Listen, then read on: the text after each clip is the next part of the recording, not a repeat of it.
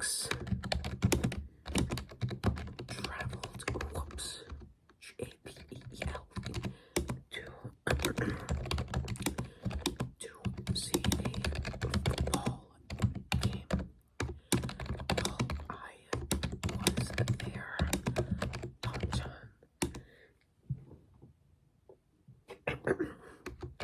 happened to be in the YN fanfiction, happened to be in the area. I had an extra ticket, so I gave it to him. And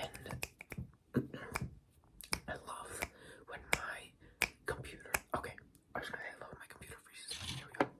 Alright, so let's generate it. We met at a place in the big square. It's a big classic street. I was a bit surprised to see him there. I never expected him to be in England. In the end, it was great. We talked about politics. Okay. I'm gonna have it generate for 60 words, sure. And things, and he paid for my admission, and we met a second time. I didn't think he was gonna show up for my presentation at the university. I asked on mails. It didn't look like he would. I had to teach in international classes. I started before the break. I told my class what was going on. I told them to ignore that I had a friend visiting. I tried to introduce the idea that it was like I had just lost someone. The expression missing someone didn't resonate with them. Then Pangchan shows up. He says he needed to teach his class. He says he needs to read it. Okay, I don't like this. So weird. Sorry, I'm gonna refresh the page and Pangchan and Felix go to a soccer game. Felix says, let's do it like that. Okay. How does the game go? Pangchan answers, the first goal scored will win. Pangchan, so you go soccer? Felix says, yeah. But I'm not doing well right now. Pangchan, so you go soccer? Felix says, yes. Pangchan asks, do you know who is the team? Felix, no. Pangchan asks, how come? Felix, because I don't want to know. Pangchan, since when? Felix, since you turned into a weirdo. Pangchan asked, how come you are not a weirdo anymore? Felix, because you became a douche and a jerk. Pangchan laughs and says, thanks for pointing it out. He says, I don't get how you turned into such a creep. Felix, how come? Pangchan, I don't get it. He says, why did you become a jerk when you and me used to hang? Bro, this is like so bad right now. I'm gonna refresh the page again. What I did last time was literally so good. Okay. Hold on. Okay. Let's just do hairstyles. Goes to get his hair dyed at the worst rated hair stylist in New York City. Okay, let's try that. They have turned it into a custom pixie cut. Everyone is going, this look is for women. He refuses to get it cut. Jenny Fonda is eating a lot of deli meat. Sandra Huffman. See, this is not what I wanted. Bro, this is going so badly. I have 8,231 characters left. Oh my god, okay. Sinjin drowning starts going to Starbucks. They are singing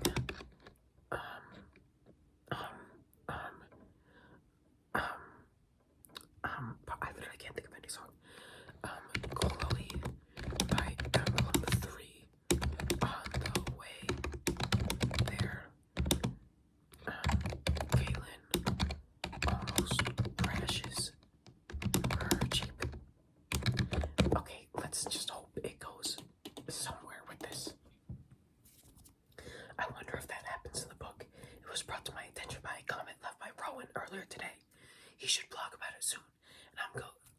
ask Galen to ask him. I think it would be really good for you to hear him talk about it on his blog. It's been too long since he blogged anything at all. He hasn't had much to say this past month. Oh, and I am not going to read the rest of the book. Just don't need to be that bored. I've been reading so much that I've already met half the characters. Haha, maybe I'll keep reading. Then, when you read it, you can talk to me about it and I can be excited with you. I'd really like that. That's awesome that you read it already. Bro, I'm sorry, this is so bad. What the fuck? Let's do YN. Drawing this sushi restaurant was really good. How did you hear about it? Okay, let's just try it with this. The P. What the fuck was this? PQZ fluent Japanese by word of mouth. 4. It was quiet the first few minutes. Then cheers of surprise and excitement came from the crowded restaurant. Some tables got up and surrounded him. Okay, this is exactly what I'm fucking waiting for. And the waitress jumped off her chair, ran over to him, and looked up to him in awe. He waved to her, and the noise died down. She giggled, and he gave her a high five, and they went back to their seats. 5. What the fuck is this? KVR fluent Japanese. What kind of sushi is that? YN. Sashimi on top. NVI. What kind of meat is that? KVEY. YN. Yes. Gavor. Yin. C. Yin. Pico. Give cues.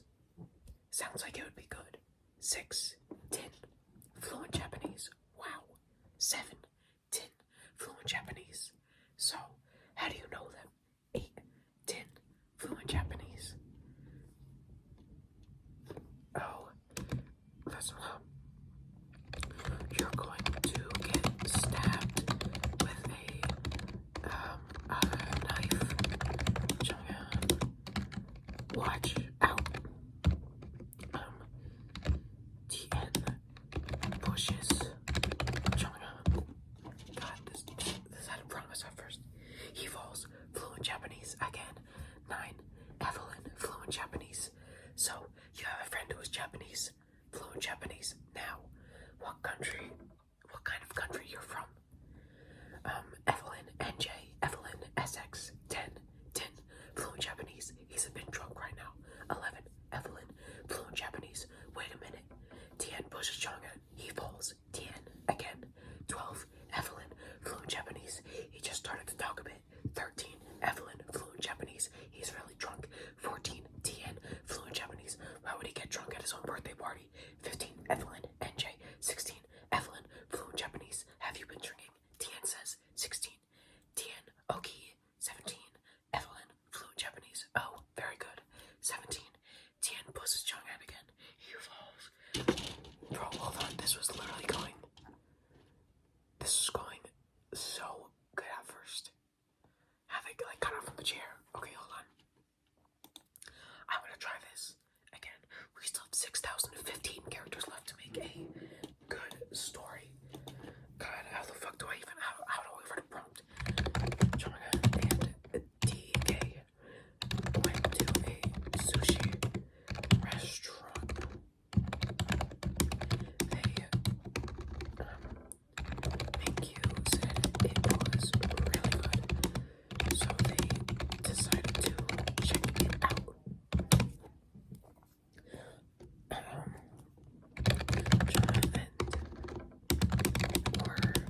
John and DK were trying to disguise, I don't know how you spell disguise themselves.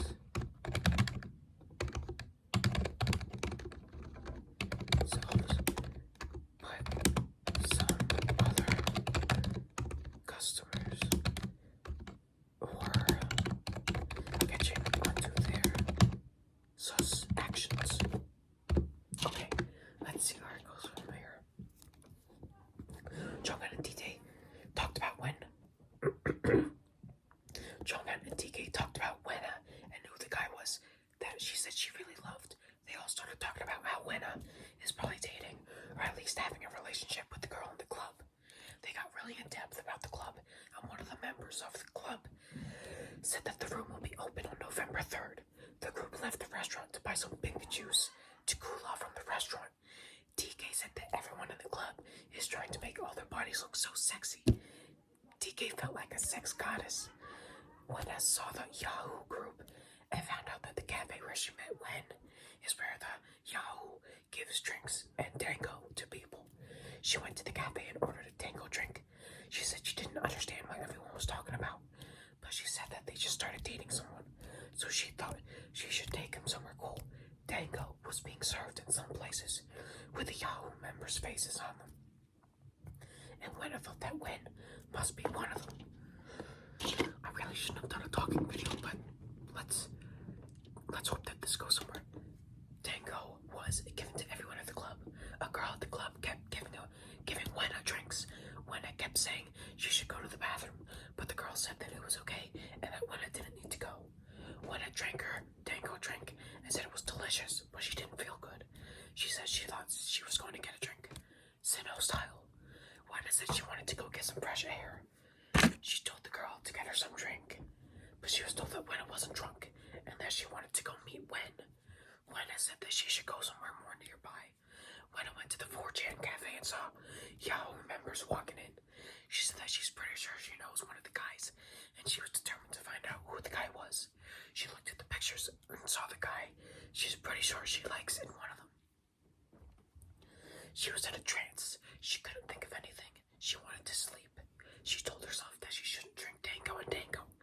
The internet cafe was called Hell Cafe. She decided to go there. Wena wanted to ask the guy if he was the one, but before she could talk to him, TK came in. Wena asked him what Juan said about the Wena at the Juan Cafe, and he said that Wen was wrong. TK told her not to drink Tango. Wena said she wanted to go get Tango. TK went outside and left Wena there. TK made it back to Wena's place. Wena was in a deep trance. TK said that Wen told him that Wena was a girl, but Wen wanted to be a guy. TK said Wena is a girl and Wen is a guy. He told her that she must be dating Wen and Wen was a guy, but Wen was talking about Wen as a guy. Wena remembered what she read on Internet Cafe.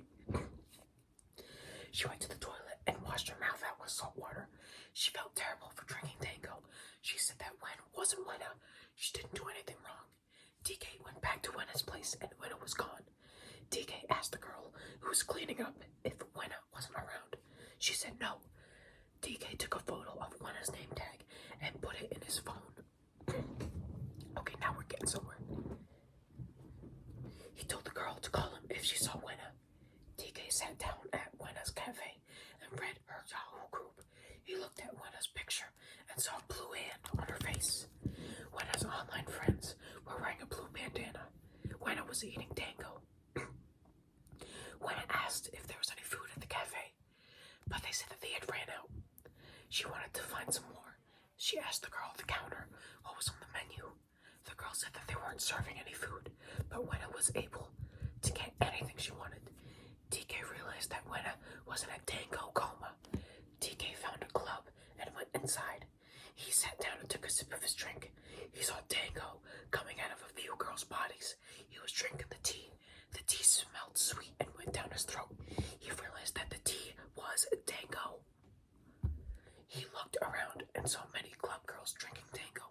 He was trying not to think about it, but he knew that he was in the Juan Cafe. He couldn't believe he was inside the Tango Cafe. He said that he felt like dying. He thought about Yahoo and his chat list. He asked if anyone was online, and it seemed like everyone was online except Wena.